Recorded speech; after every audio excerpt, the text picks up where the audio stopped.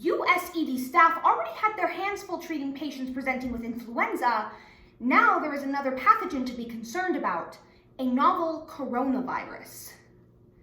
Everything seemed so simple, and the future overwhelmingly optimistic as we stood together and took the physician's oath. I didn't know then that the people surrounding me would become my brothers and sisters in this war on COVID-19 and science. It is from this sacred place that I write with the utmost urgency and sincerity. I plead with the American people to open themselves and read these words. As a people, we need to come together. We need to see public health efforts as just that, public health efforts, and not as dividing lines in politics. Our governor, Gavin Newsom, issued shelter in place.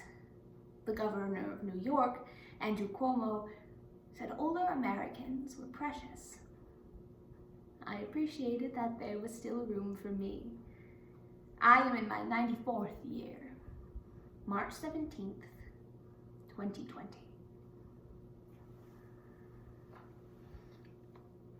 We have all lost something to COVID, whether it be your summer vacation or a concert with your friends, your senior year, or even a loved one. It is for this reason that we can no longer treat the pandemic as a political issue, because it isn't.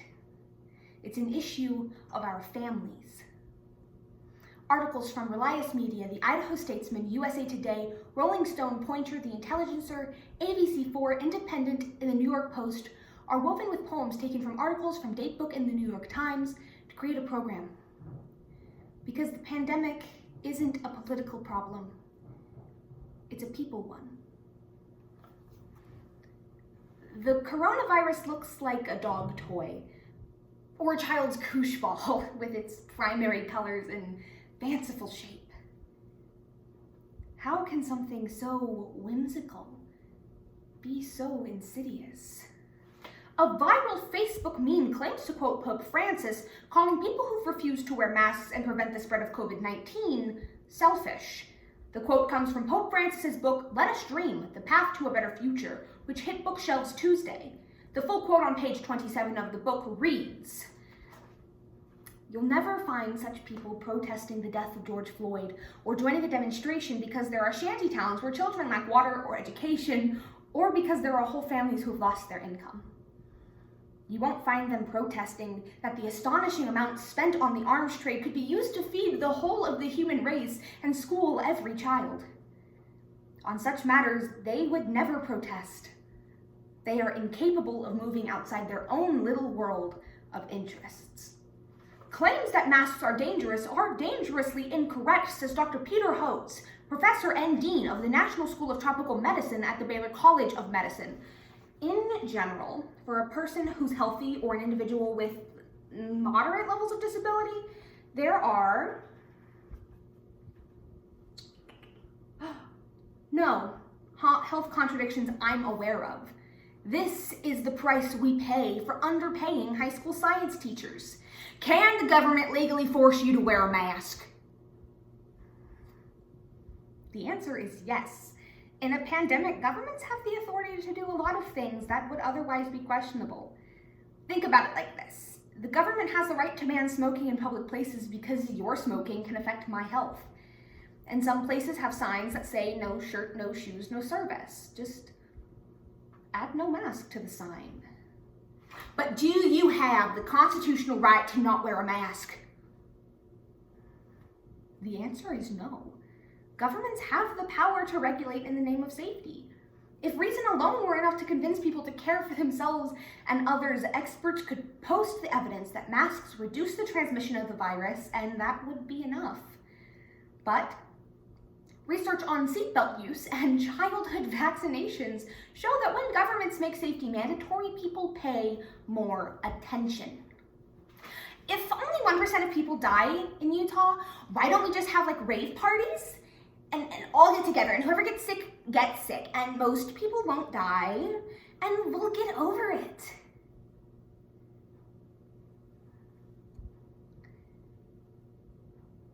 My plea is, please don't do that. The people who get sick with COVID are very, very sick, and each one is heartbreaking. I wish you could see what it's like to see someone who's got COVID.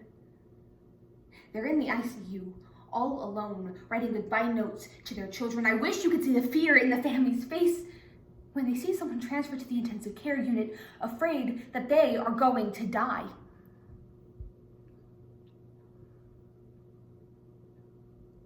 Just when you think someone is getting better, their lungs are starting to improve. Then their heart stops, and they're gone. I don't want to play God. I've cried in stairwells and hallways. Life is fragile, and it could be anybody. It could be any of us. There are days I'm convinced I'm going to get it and I am going to die, but I think that's just more emotional than scientific. Much of our fear is unspoken, for there is at last the weight of custom, the tender of rote consolation. We endure thoughts of demise and measure the distance of death. Death, too, wears a mask. In the hospital, they'll bring in a tripod and put an iPad on it so the family can see the patient. Right as this patient was FaceTiming them, his heart stopped. So I run into the room and I start to take over chest compressions.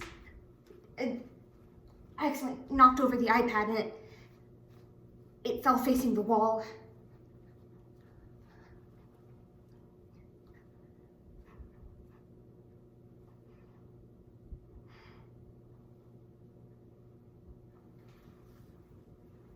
Eventually they call the code. Time of death. I see the iPad and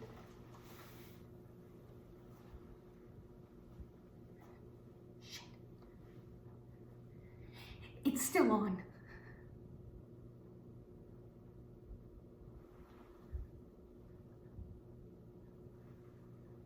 The doctor goes over and gives them the bad news.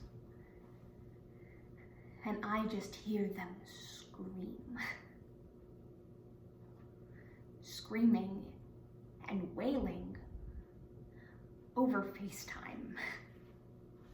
A weary UK doctor walked out of the hospital where he spent New Year's Eve treating COVID-19 patients and into a crowd of maskless protesters shouting, "COVID is a hoax." The public health initiatives have been leveraged into political platforms, but I urge you to consider this. You and your life are worth more than a vote. I urge you to realize that medicine is not a business because human lives are not a commodity, yet lives are being reduced to red and blue lines and a black bubble on a ballot.